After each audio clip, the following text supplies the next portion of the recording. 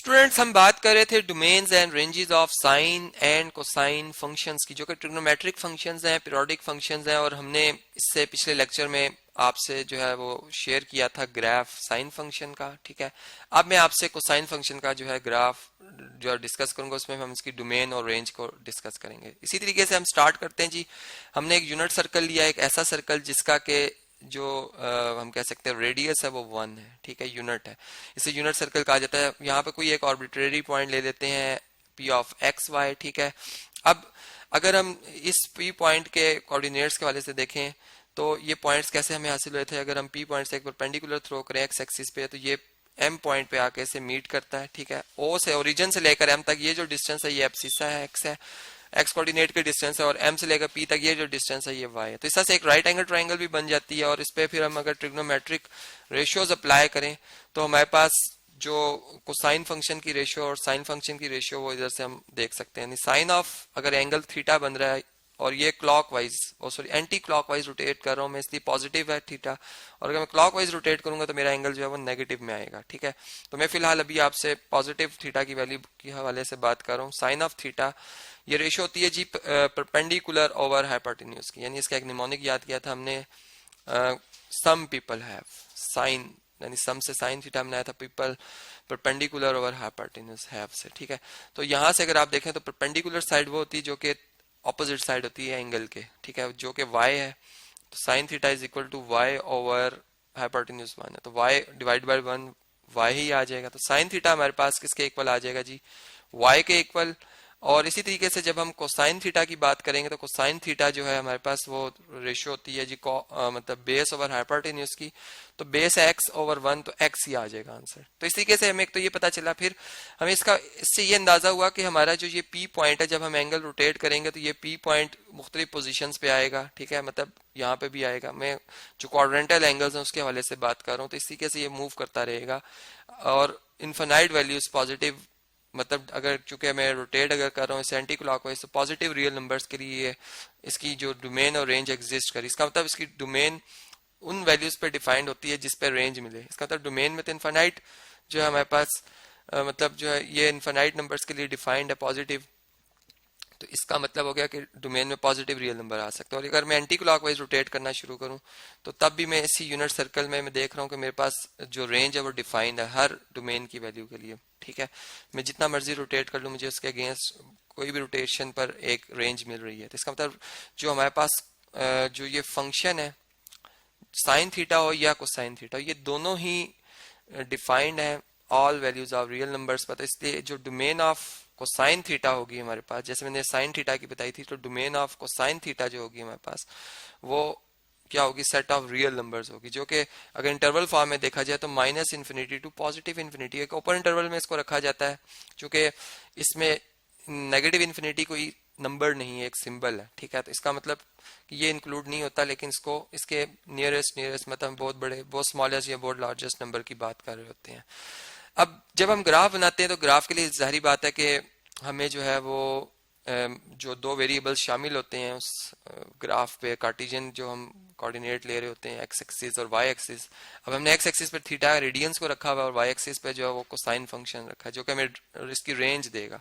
हमने देखा इस यूनिट सर्कल से कि अगर हम जितना मर्जी थीटा को रोटेट करें, हम इस दायरे से बाहर नहीं निकल रहे जिसका रेडियस 1 है, इसके ऊपर ही गोल घूम रहे हैं। इसका मतलब कि अगर हमने बस ये वैल्यू देखी है कि चूंकि क्वाड्रेंट्स के हवाले से हम बात कर रहे हैं, तो मतलब हमें जो मैक्सिमम जो हम कह सकते हैं रेंज मिलती है वो पॉजिटिव 1 मिलती है, और मिनिमम जो रेंज मिलती है इस ट्रिग्नोमेट्रिक फंक्शन की या इस पीरियोडिक फंक्शन कोसाइन थीटा की वो नेगेटिव 1 मिलती है। तो हम यहाँ से ये भी बात कर सकते हैं कि जो रेंज है हमारे पास, रेंज ऑफ कोसाइन फंक्शन वो क्या होगी जी, वो -1, जो कि -1 इसमें आती है वैल्यू। ठीक है, और पॉजिटिव 1 तक है, -1 से पॉजिटिव 1 तक है। ठीक है, और इन बिटवीन जितनी भी वैल्यूज आ सकती हैं इनमें रियल नंबर्स वो सारे इसमें शामिल है इस इंटरवल में। इसे हम क्लोज इंटरवल में लिखते हैं क्योंकि ये -1 भी शामिल होता है और 1 भी शामिल होता है। अब इसका ग्राफ भी प्लॉट करते हैं।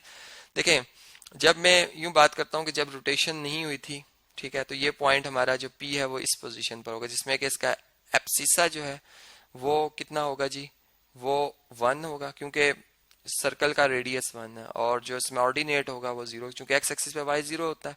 तो हम ये देख रहे हैं कि साइन, सॉरी कोसाइन, चूंकि मैं कोसाइन की बात कर रहा हूँ, कोसाइन 0 डिग्री पर वैल्यू 1 दे रहा है, रेंज इसकी 1 आ रही है। तो यहाँ पर अगर मैं साथ ही एक छोटा सा टेबल बना लूँ, ठीक है जी, इसको मैं रेस कर लेता हूँ। यहाँ पर हम एक छोटा सा टेबल बनाते हैं ताकि हमें ग्राफ बनाने में आसानी हो, ठीक है। देखें, हमने यहाँ पर थीटा एक वेरिएबल इंट्रोड्यूस कराया और दूसरी तरफ जो है कोसाइन ऑफ थीटा। तो थीटा 0 रखने से हमें जो कोसाइन की वैल्यू मिल रही है वो 1 मिल रही है, ठीक है। जब 90 डिग्री मतलब रोटेशन यहाँ तक आएगा, ये आर्म जो है पी पॉइंट जब इस पोजीशन पे आएगा तो एंगल रोटेट होकर 90 का हो चुका होगा। अब 90 पर मतलब वाई एक्सिस के ऊपर एब्सिसा 0 होता है और ऑर्डिनेट जो है वो हमारे पास, चूंकि रेडियस 1 है इसलिए 1 आएगा। तो कोसाइन की वैल्यू 90 पर, या चूंकि मैं रेडियंस में बात करूं तो π/2 डिग्री पर, सॉरी π/2 रेडियंस पर जो हमारे पास वैल्यू आएगी कोसाइन की वो 0 आ रही है, ठीक है।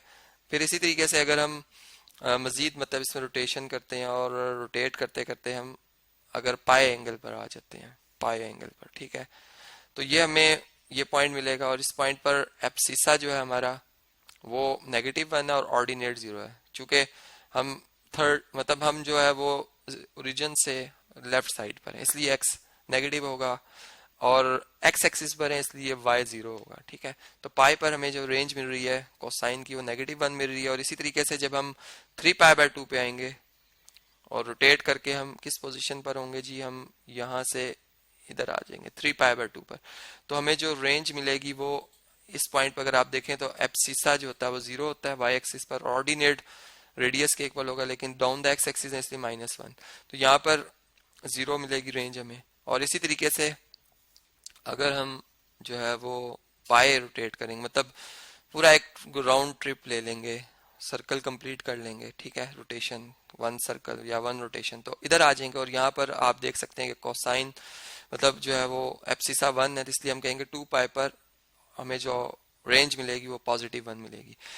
तो यहाँ से जब हम इन ऑर्डर पेयर्स को अगर प्लॉट करें, इनका ग्राफ बनाए, तो हम देख रहे हैं कि 0 पर मतलब ये एंगल है 0, ठीक है, इस पे हमें जो कोसाइन की वैल्यू मिल रही है वो +1 मिल रही है। तो यहाँ पर हम एक्स एक्सिस पर एक 1 यूनिट डिफाइन कर लेते हैं और एक -1, कि ये down the x axis -1 distance है और ये अबव द एक्स एक्सिस ये 1 डिस्टेंस है। अब देखें 0 डिग्री पे हमें जो वैल्यू मिल रही है वो कितनी मिल रही है जी, वो मिल रही है 1, ठीक है। तो ये हमें पहला पॉइंट मिलेगा, ठीक है। फिर π/2 एंगल पर, जो कि फर्ज करें यहाँ पर है, π/2 एंगल पर हमें रेंज मिल रही है 0, तो यही वाला पॉइंट हम इसी को मैं शेड कर दूंगा, ये दूसरा पॉइंट आ जाएगा हमारा, ठीक है। फिर इसी तरह जब हम नेक्स्ट चलेंगे पाए पर, तो हमें जो रेंज मिल रही है वो कितनी मिल रही है -1, ठीक है। तो -1 यहाँ पर है, मैं इस पॉइंट को जो शेड कर दूंगा, चलें जी, यहाँ पर आ गया -1, पाई पे -1, ठीक है।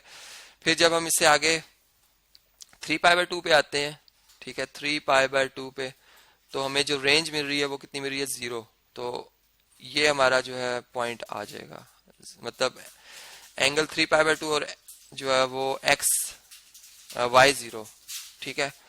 तो y0 जो होता है वो हमारा कहाँ पर होता है, एक्स एक्सिस पे होता है, ठीक है, ये इस लाइन पर होगा।